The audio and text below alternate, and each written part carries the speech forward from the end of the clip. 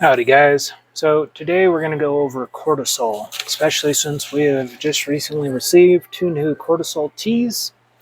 Cortisol is actually a vital steroid hormone produced by the adrenal gland.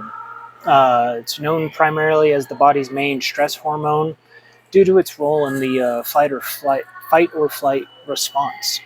It affects nearly every organ and tissue and is very essential for survival. Cortisol actually plays a critical role in many bodily processes like stress response. It actually increases blood sugar, glucose, and makes energy source available to large muscles, helping the body respond to physical or psychological threats. Helps with the metabolism, controlling how the body uses carbohydrates, fats, and proteins for energy.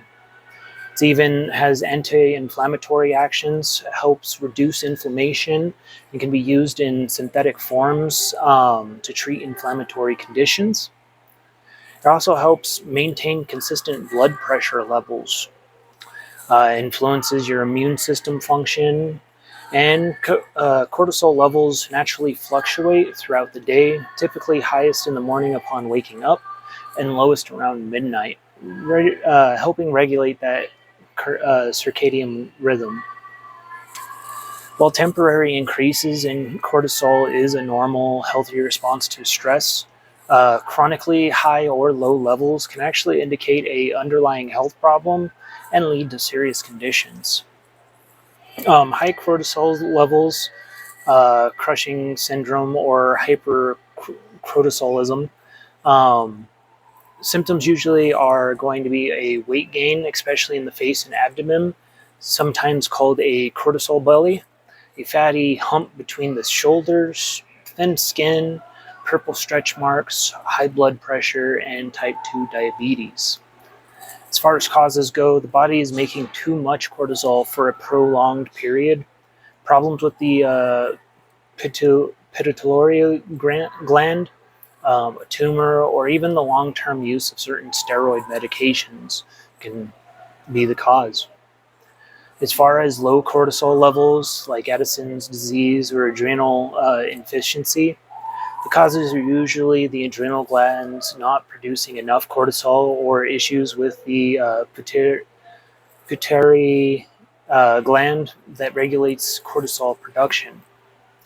As far as treatment goes, it usually involves using cortisol medications to help replace that missing hormone. As far as managing levels throughout your life, lifestyle changes can actually help manage your cortisol levels, especially those that are chronically elevated due to ongoing stress. Practicing mindfulness and relaxation techniques can help with that stress reduction, as well as regular moderate exercise that can help regulate your cortisol, with practices like yoga, tai chi, showing strong cortisol lowering effects. You can even prioritize your sleep, ensuring quality sleep, helping normalize the body's natural cortisol rhythms, and eating mindfully and limiting caffeine and alcohol intake can actually help with management as well.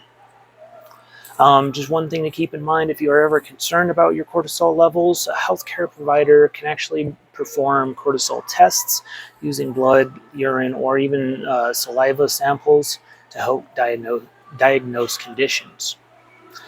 Anyways, that's just a little bit about cortisol in and of itself and how it affects our day-to-day lives. You all have a good one. Take care.